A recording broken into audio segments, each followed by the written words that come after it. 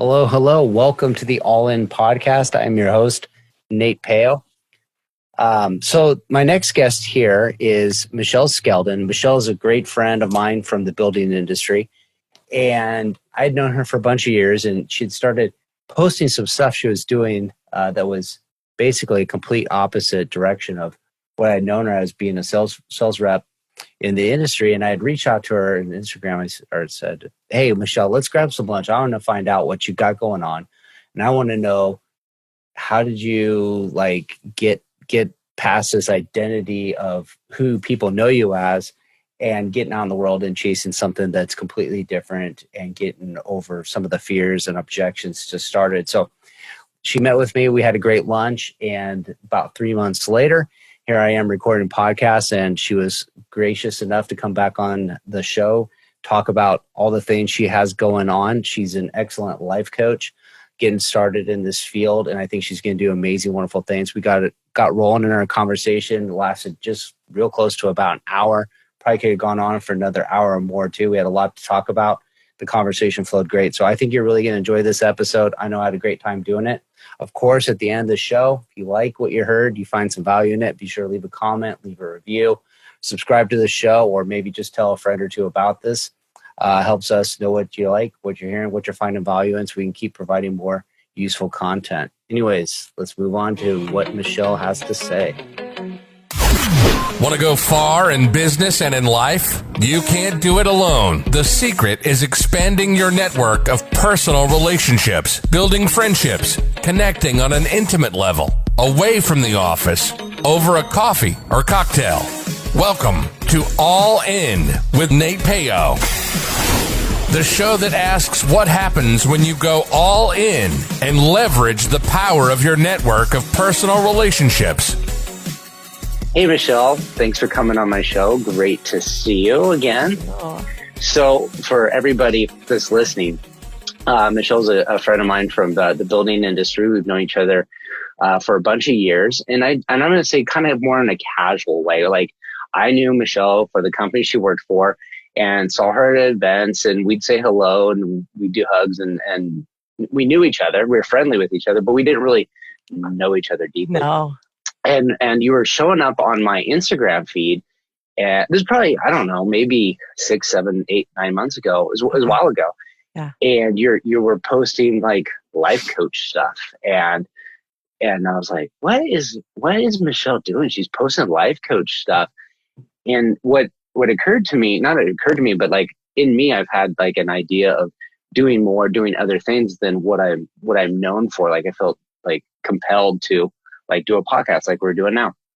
So I said, I need to talk to Michelle. I need to like go have lunch with her and say, Michelle, like, what in the hell? Like, how do you go from everybody knows you as this one person, you're identified as this person, you have a lot of success in the industry you're at, and you're just kind of going in a totally different direction with, you're not abandoning, but like you have a network of people that you know that you do business with that's based around your skill set. You've been doing forever.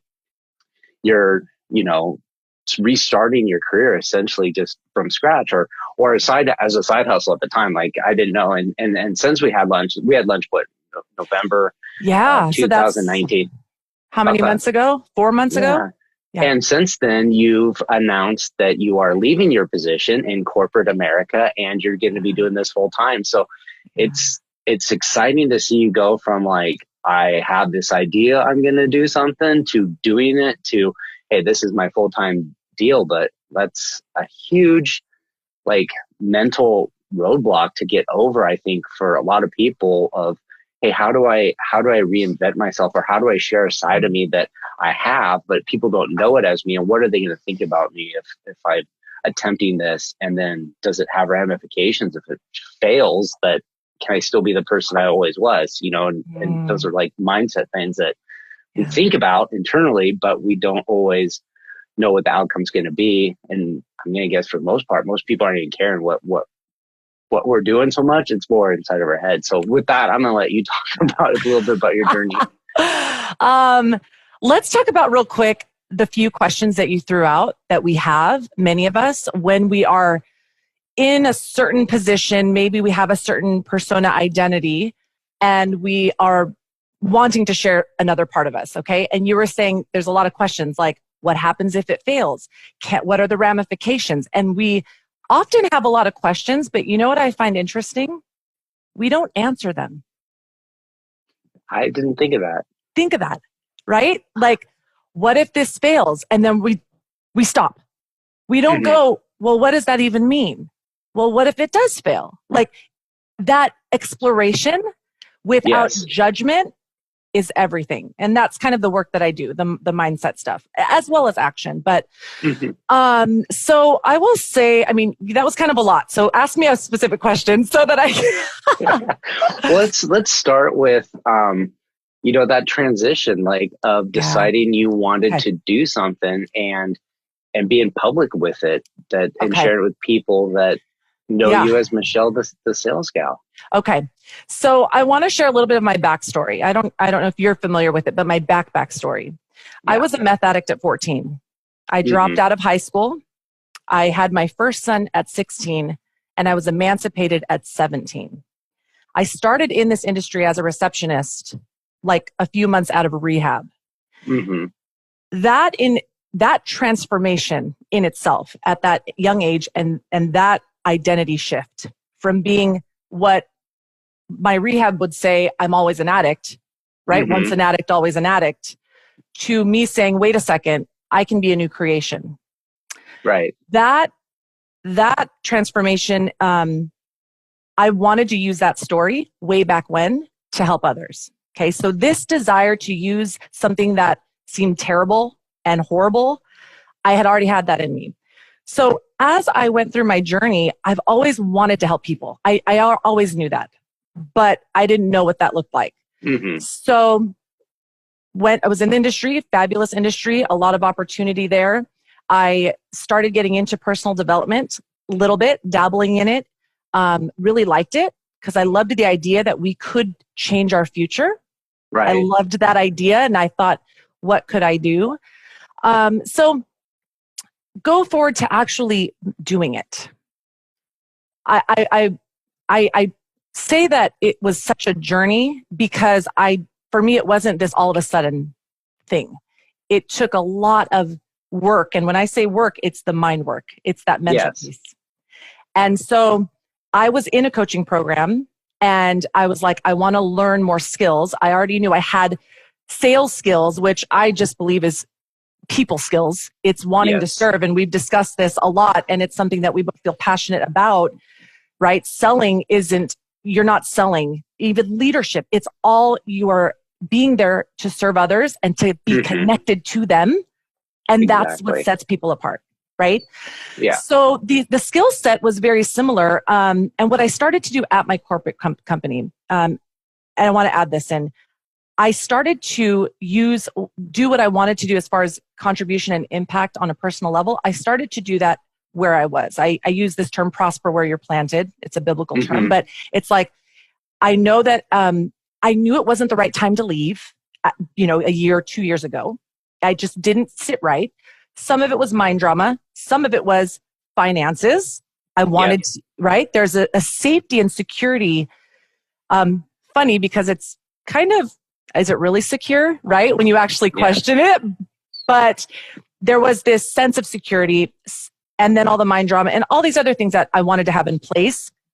I'm not saying wait before you do anything because I don't believe in that either. I'm just saying that's how I was. I had a lot of things to kind of figure out.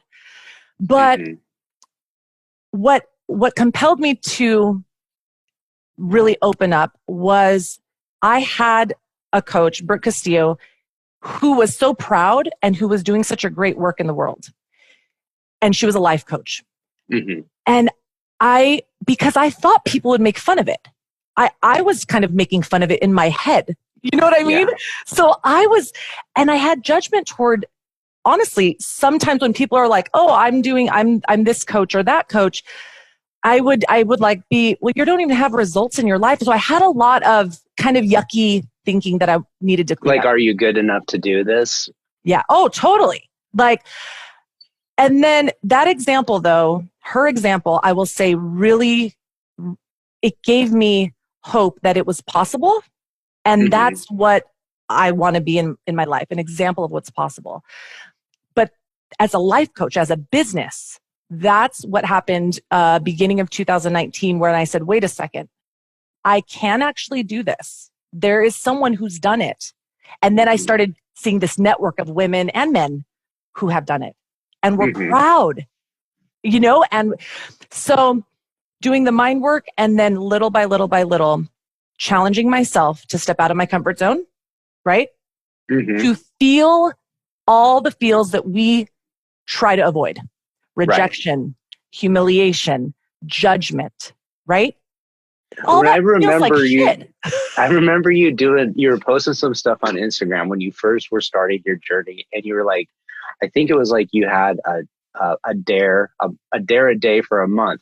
And it was like, it was like the funniest stuff. It was like, wear mismatched shoes, or like, do these like absurd things, which it almost makes it easier to be, like uncomfortable outside your comfort zone when you're going to be absurd. Because like, okay, if you're wearing two mismatched shoes, that's absurd. And somebody's going to like draw attention to it. And it's like, well, I'm doing this for this reason, and then you become more comfortable with being, goofy or outside your comfort zone versus maybe, if your task was a little bit less absurd, where it's like, go say hi to a stranger, and not just say hi to a stranger, but, find out 3 things about them. That's a little bit more challenging because it's not absurd.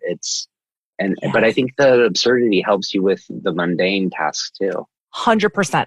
You totally nailed it. That month in my coaching program with my coach, there was a month of the dare of the day. And we created our own. We created I created my own dares. But you're absolutely right. When you consciously put yourself out there to feel that, what you will find is that what we're trying to avoid is just a feeling, and the feeling passes. Yes. So that's what's, it's like, but the brain freaks out. The brain is like, you're going to die. Don't do it. So when we, like you just said, when you do those kind of crazy things, I mean, I like to be put together. You know what I'm saying? Michelle ain't walking out the door with 2 different shoes. So that was, can I share one of the other dares? Oh yeah, for sure. One of the other dares I did was asking for the restaurant owner to comp our meal. That's a big ask. Okay, this is what's interesting, and this is all crazy. I wrote down why that was going to be hard for me, and there was so much. Number one, they're going to think I'm poor. Right? They're going to think I'm taking advantage. All of my fears of what people were going to think if I just asked, hey, do you want to comp the meal? I wasn't going to lie if the meal was great, right?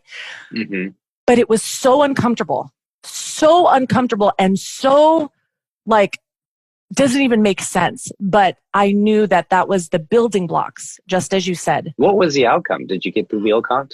No, but it was pretty What was funny was, sorry, that kind of blurred. We had this, I was at brunch with 2 of my girlfriends. They were like, what the hell, Michelle? We are going to hide under the table. You are going to embarrass the shit out of us. And I was like, yeah, it's going to be uncomfortable. Just deal. Our waitress was a pregnant woman. And I was like, I didn't want to ask her because I felt bad. But then it was like, this is the dare. You got to just get uncomfortable. And the point is, it's not that I don't want to care, right? We don't want to be indifferent to what people think. I think that's a wrong way to go about it. It's not like I don't care what people think. It's just really discerning whose opinion matters to you and what you're allowing to stop you from moving forward, if that makes sense. It does. It's almost like you're saying, I'm worried about what other people are going to think. It's almost like it's what you think. You're worried about what you're going to think about what other people think, because you don't know how somebody else is going to think, know? And if she says yes or no, or she might just look at you like, what the heck is wrong with it? It's not going to ruin your life, but you built up like so many scenarios in your head of like what could be or how embarrassing you might be. But like once it's kind of like said and done, you're like, oh, not so bad. Totally, Nate. And that's the whole thing about the work that I do. And I it's the mind, a lot of thoughts, because I know that is the field in which we build our life. Every thought, every belief, and that's what generates our emotions that either causes us to act or enact. And then that's the results we get. So anyway, what ended up happening was really funny. The owner came over and he was like, so why was the meal not good? And I stared at him straight in the eyes, Nate, and I was like, no, the meal was great. And I just stayed quiet. And that's not me either. I mean, that's so hard to be quiet. Old Michelle. Yes. That awkward silence when you're just staring at someone and you're just letting your thoughts go. Right. You're just like, and he was just so confused. But then I had to tell him because he was very confused. And I just felt like, as a fellow human being, I wanted to make sure he understood. And I just told him, it's a dare. Here's why it's really uncomfortable for me to do it. And I'm just trying to get out of my comfort zone. So he said, wow, for that, I'm going to discount your meal. So it was a discount, but it was just so funny. Anyway. Well, I think, that goes to like sales tactics or sales tips, is this like, sometimes we're afraid to ask for what we want or maybe not even with sales, just in general. And just like, oh, what's this other person going to say if I express how I feel about them, or I ask them to help me with something or pick up. And I like literally hate asking for help. And sometimes you have to reach out and ask for help. And like, I don't want to, like, I'll just figure it out on my own. Yes. And getting out of your comfort zone is so important. And that kind of leads to, our next step was with our lunch was getting out of our comfort zone. Cause I started talking to you and I said, you're doing this. You've said, I'm a different person. I've got a different side of me I want to show the world. Yeah. And I'm probably going to go off on the rails here all over the place, but to me, it felt like it was like overnight. Like overnight, Michelle just decided she's a life coach. But in reality, you said it was a couple years of building up of wanting to do that. But not only was it that, but it goes back to when you're 14, you become this person, you get out of rehab, you're doing this, and then you're along this path, you're along this journey, and you start, and I know this because I was listening to your podcast, you saying I was listening to Dave Ramsey in 2008, 2009. So clearly it's like at this 10 years plus of information you're consuming, knowledge you're consuming, desires you want to go pursue. And they take you in a place where you become more comfortable. So when you decided at, this year, hey, I'm doing it, to everybody else, it feels like overnight, but it's been in your head. There's been experiences that led you to there. There's knowledge you've learned through consuming information or also life experiences. But anyways, so then I'm like, I've been in the same boat myself where I was like wanting to do more, wanting to express myself more. And I'm like, I feel kind of stupid posting this on social media or on LinkedIn. Cause like, what are people from I work with going to think? Are they going to be like, dude, you're supposed to be like, cause I'm in purchasing and you're in sales. So like we interact with each other on opposite sides of the table. I'm like, you're supposed to be professional. You're supposed to, represent this, and you're supposed to, do this, and you're showcasing this like weird side of you. Which was kind of like doing, like I just got it on TikTok. So I was doing stupid things on TikTok, and I was doing quite a bit more posting on Instagram. And what led me to that was I was thinking I wanted to do things and I needed to get out of my comfort zone, and I had a reason to do it. And the reason was I was doing like this challenge where one of the key concepts was sticking on a diet, sticking on an exercise program, and not drinking. And I said, hey, I'm going to post this on it, one, because it's easy for me to make a quick video or take a photograph of me at the gym or whatever I'm eating. And I can easily just showcase what I'm doing without a lot of like exposure of my inner personality or fears and stuff like that. But I started talking about not drinking too. And I said to you, I was going to do this, and you were like, hey, there's a whole bunch of people, you'll be surprised, they're in the same boat as you, that don't have necessarily a problem with alcohol, but rely on it as a crutch when they go to events, when they go out socializing, when they go home to unwind and turn off, and they say, hey, I don't really need to drink 2 or 3 drinks tonight, but I'm going to because that's what I do. I'm known as the person that buys drinks at the bar or whatever. And I was like, that's cool. Like, I'm just going to put myself out there. And I even texted you one time. I was like, I think I need to do this thing. And I was going to ask you if I should. And because I said, if I have to ask her if I should, then I know the answer that I need to do it. And so I just did it anyways. Yes. And I started becoming like, one thing would happen to me is I'd be like, okay, I'm losing this fear of exposing myself and my fears and weaknesses and insecurities on social media. But all of a sudden, like, you're right, I started getting private messages from people, all kinds of people, like people that had been recovering alcoholics for many years, saying, hey, if you have problems, reach out, I'll help you through it, to people that I didn't know that well that said, hey, I see your journey and I want to be in that boat. I just, you're inspiring me to do different things. I'm not ready to go there, but it's inspiring. And other people like I was friends with from high school that I'd known a lot of years. And all of a sudden they come to me and say, hey, that stuff you're talking about is really, really impactful. I've been in the same boat too. And you're like, I didn't realize that I was struggling with a lot of the things other people. I thought it was a lot of it inside my head. So when I started putting myself out there, I felt a bit of inspiration that like, hey, what did I want to get out there and be public with my stuff, my story anyways, was to help people and connect with people. And I don't necessarily, at the time, know where my voice was going to be. Like, was I going to talk about motivation or this or that? And I'm still figuring that out. And there's like a part of me that says, what is my voice? My voice is me. Like, my voice is what are the things I deal with inside me and struggle with and overcome with. So it could be regarding fitness, health, drinking or not drinking, career growth, or becoming outside of my comfort zone.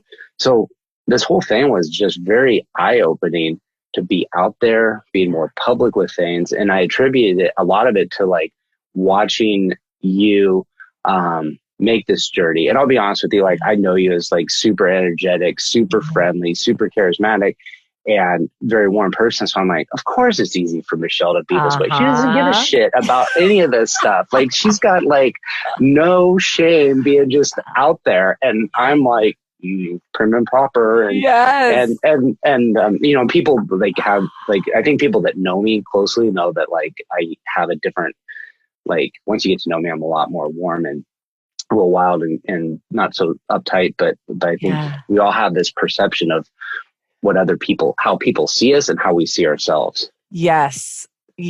I love everything you just said. One of the things I wanted to bring up, I wrote it down. When you said, I'm going to take it back to the beginning, kind of, not the beginning of the whole conversation, but when you said you were doing stupid stuff on TikTok and showing a weird side of you. Mm-hmm. Okay. Do you notice how that's your judgment, that it was stupid stuff on TikTok? Yes. And that this side of you is weird, right? Yes. Isn't that interesting? Like you just said, it's like, because of our own dialogue, that's why it's showing up and we're feeling even more like it's weird or stupid, right? Yeah. Does that make it's just a little good, like little indication of just worth exploring, right? Like if I put myself out there or like this, and here's the thing, not that weird is bad, but if it makes you feel uncomfortable in a bad way to not want to show that side, that's where it's a good, indicator of like, okay, wait, does that make sense? I do want to add to that because when you brought that up and you said that, I was like, I did do that. And when I say, why did I do that? Why would I say this is stupid? Yes. And it's almost like it's I don't know, how would you describe it? It's just kind of like setting up for the other person. Like if I would have said, I'm doing the awesomest TikToks and you go, they're not that good. They are pretty stupid. Okay. Then you're like, set up, I'm doing all that stupid TikToks and you go, oh, they're funny. They're good. You got to keep doing them. Then you're like, okay, good. Like I kind of like prefaced it so you didn't think I was like too into it. And then you're like, okay.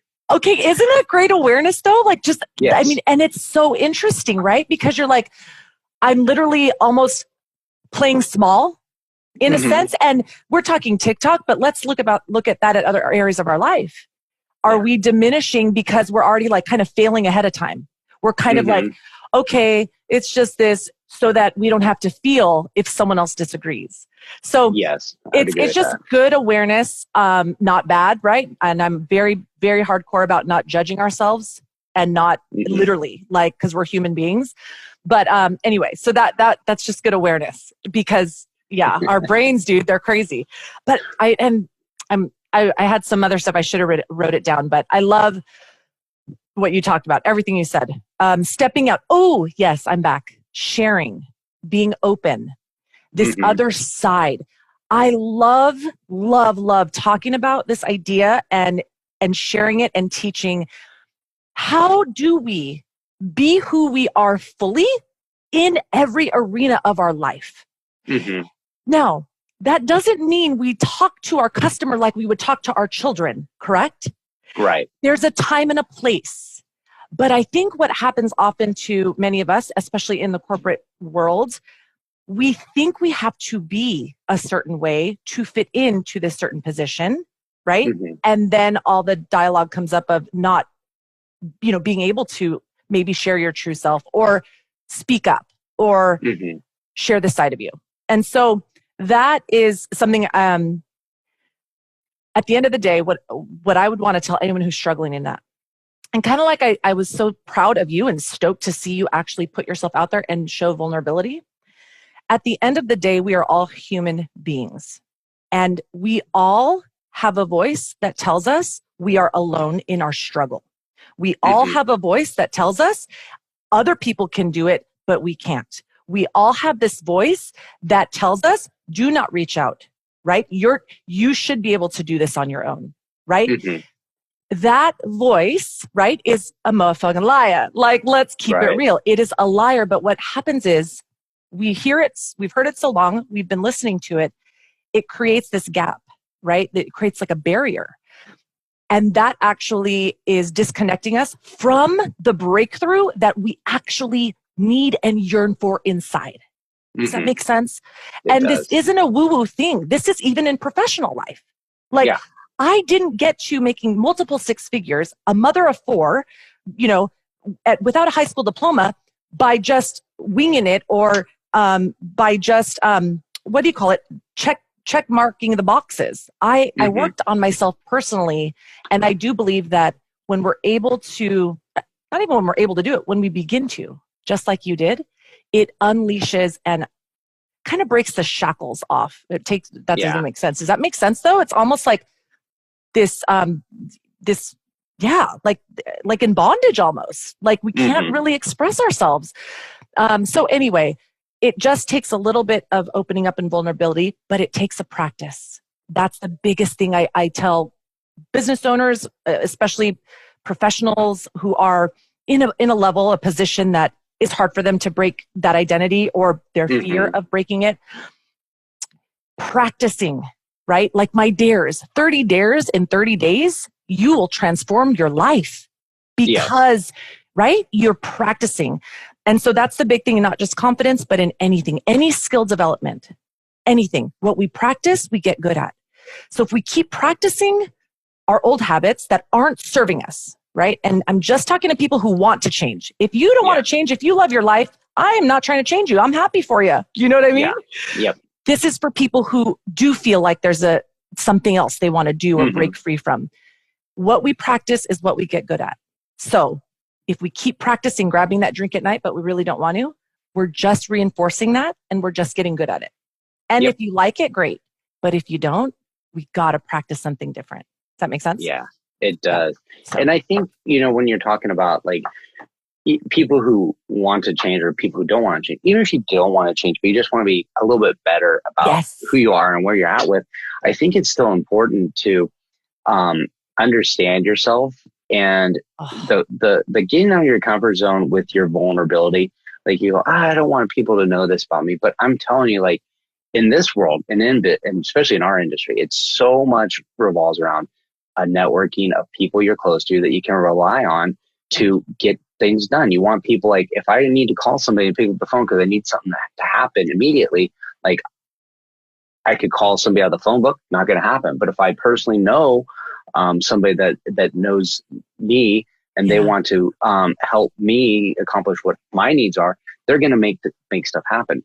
Yes. And if you're trying to sell, you need relationships because people want to do business with people they know. Right. And you say, okay, well, why do I need to be vulnerable for that? Why do I need to show a different side of me than that? And it's like, you know what? Like, I didn't know you that well before you started sharing more of you. And then all of a sudden I go, oh, Michelle's got layers to this player. You know, she's like got so many different things. And all of a sudden I'm like, I have a connection with her on this self-improvement idea or outside of my comfort zone. Or I had no idea that you, struggled with drug addiction as younger and overcame it. And all of a sudden, like, I have empathy for you and I know things about you that I can kind of bond on and commonly share. Yes. And so instead of being like, oh, so-and-so wants to come and pitch me their product. No, it's like, hey, we talk about things we have in common.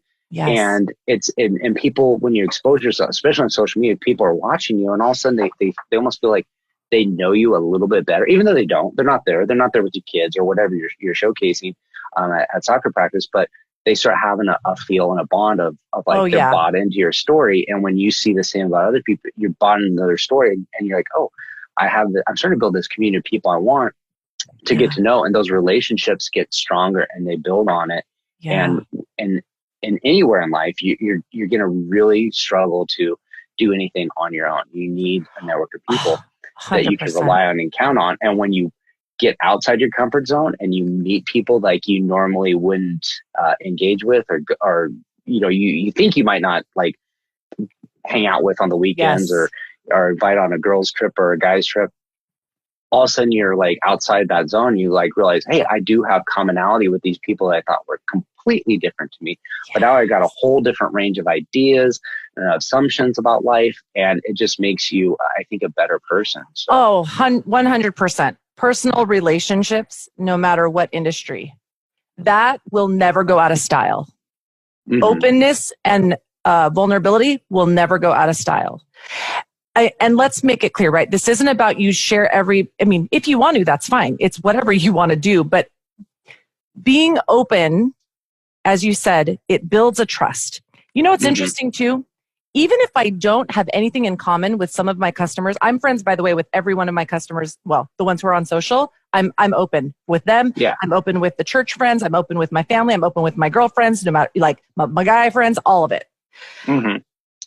Even if there's not a commonality, like if I'm into personal development, someone isn't, but I'm sharing a struggle I have or anything like that, you still gain more trust. And you now are, because you're unguarded, your armor is down. And what that does for others, it shows them like supernaturally, right? I can put my guard down too. So in sales, in leadership, managers, especially, I have this really, I don't know, I'm going to be going in the corporate world for sure to teach this stuff because there's a lot of managers and leaders who aren't letting that guard down and they wonder why their employees are afraid to approach them and share with them, right? And that's because they have this guard up. So opening up, all of that. And another thing too, Nate, I think you're going to find this too later on. There are people that are watching you that haven't even told you anything at all. That are watching and you are doing something incredible in their life just by being an example. I believe that wholeheartedly. And the reason is two things. Like there's people will, like if you're posting on social media, there are people that will comment, there's people that will like things, but not most people don't. Most people just scroll through or so you don't realize that they're doing something. And I look back to my life and there's points in history of my life where maybe it was a teacher, maybe it was somebody I worked for, maybe it was somebody I worked with, maybe it's just somebody I kind of briefly knew in passing said something. And that knowledge sticks with you forever. Like I'll give you an example. I had a CAD teacher. I was probably in 7th or 8th grade, taught AutoCAD. And his philosophy was like, hey, if I tell you how to do something, you're going to learn 25% of it. If I show you how to do it, you'll learn 50. If you do it yourself, you'll learn 75. And if you go teach it to somebody else, you're going to learn 100% of it. Love and that. I always reflect back on that. Like, that piece of knowledge has always stuck with me.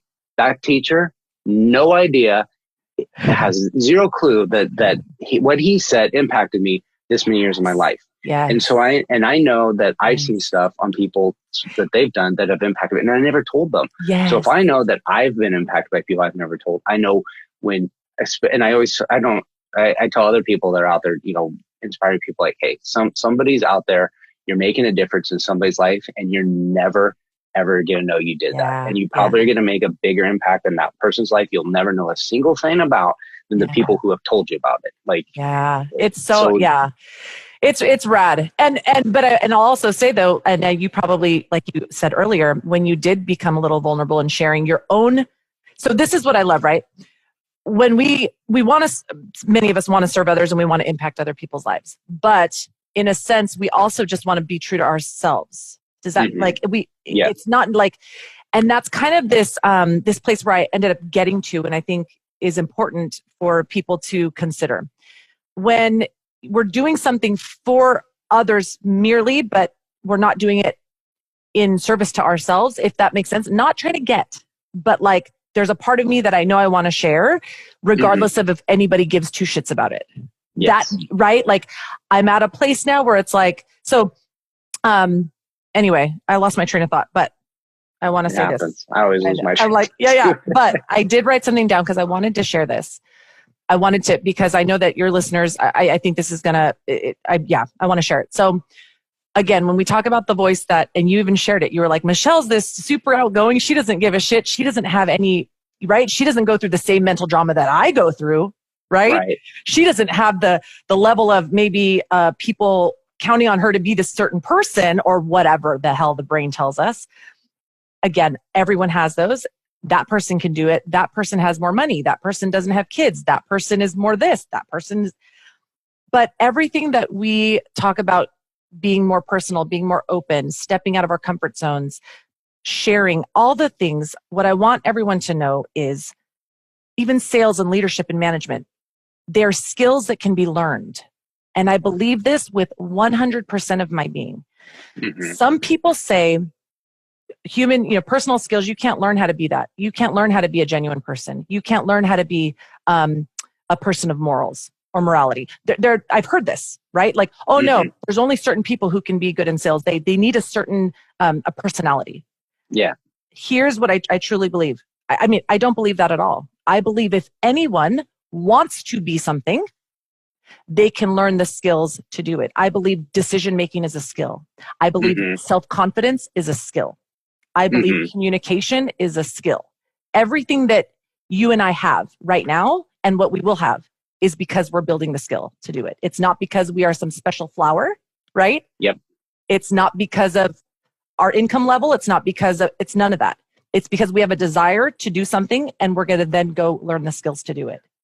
I think it's when you start realizing that you're capable of things and what you believe that you're capable of achieving. And it's also about finding like your way of doing things. So like you'll say like, oh, only certain people would be sales. Only certain people could be in purchasing. Like for me, when I was coming up in purchasing, it was very like, you got to grind on these people. You got to beat them up. You got to like get them so mad at you. You hang up the phone on them. And I'm like, I can't do that. I don't do that. Like, that's not my style. So I'd always be like, I wouldn't be good. Then when I started figuring out like how my style was, which was, this more friendly approach, it becomes like a game. It becomes like, I don't know, like I love the mixing and matching and this and that. And and then the contract negotiations for me become like, fun points. Like, and because I found my way of doing things, I became a lot more successful. And like, if I'd have done something that works for somebody else, I might not have been successful. That is such a good point, Nate. And we definitely have to do another podcast about purchasing and sales and the position. We so do. We got to talk about how to reach out and cold call somebody. I mean, really, but I really love what you said about finding your own way. And I would actually say it even in this sense, if we're doing something, but we don't like the reasons for why, or if we're not even questioning why, for instance, someone told you this is what you have to do to be right. You got to grind and all these things. If a new person in that position didn't question that, they would be operating just from the check boxes without intentionality, right? Without understanding, which we see that a lot. And that's why a lot of people are unfulfilled, right? Then you get the other person who's like, wait a second, why am I doing that? Which is good. You want to question, you want to be curious because you want to be congruent with your actions in both business and in personal life. For sure. And I just want to add this though. This doesn't mean we're perfect. Not at all 100%. And I'll be sharing another kind of story soon. But in terms of, being a human, right? Temptation and all the things that a lot of people don't talk about, but it is human. And again, when we open ourselves up, we will realize we are not alone. And that's what I know now, actually. My new belief, everything that I have gone through and am going through, there are people out there who are going through the same thing. And I believe that. And I think it's almost like an obligation and duty is to share that, if that makes sense. If you've been through, you have a place, a platform to have a voice and be a champion of somebody that's got similar circumstances. Yeah. I think it's important to do that. So I know we're running a little bit out of time here. Yeah. Sorry. And we talked about, we didn't really get to it, that you're doing this on your own full time now. It's all right. We got so much to talk about. There's definitely a need for you coming back on and continuing to share your story and everything you're working on. But since you are doing this on your own, where can people find you? If they want to talk to Michelle in person and get all this knowledge one-on-one, where can they find you? All right. Well, first of all, I want to thank you so much for this opportunity. Thank you for having me on. I honor you for what you're doing. And Thank you. It's just such a blessing to me to actually be asked to be on this. So you can find me at michelleskeldon.com and reach out to me there. I also have a podcast called Be More, Make More. It's a great podcast, by the way. Thank you so much. And that's that. I'm stoked. Thank you so much, Nate. I'll put that in the show notes for everybody to find. And please go find Michelle and reach out, say hi to her. So thank you so much for coming on the show, and you enjoy your weekend. Oh, thank you so much, Nate. Thank you. Make sure to visit our website, therealnatepeo.com, where you can subscribe to the show on iTunes, so you'll never miss an episode of All In. While you're at it, if you found value, we'd appreciate a rating on iTunes, or if simply tell 2 friends about the show. Looking to connect? You can find Nate Peo on LinkedIn or Instagram.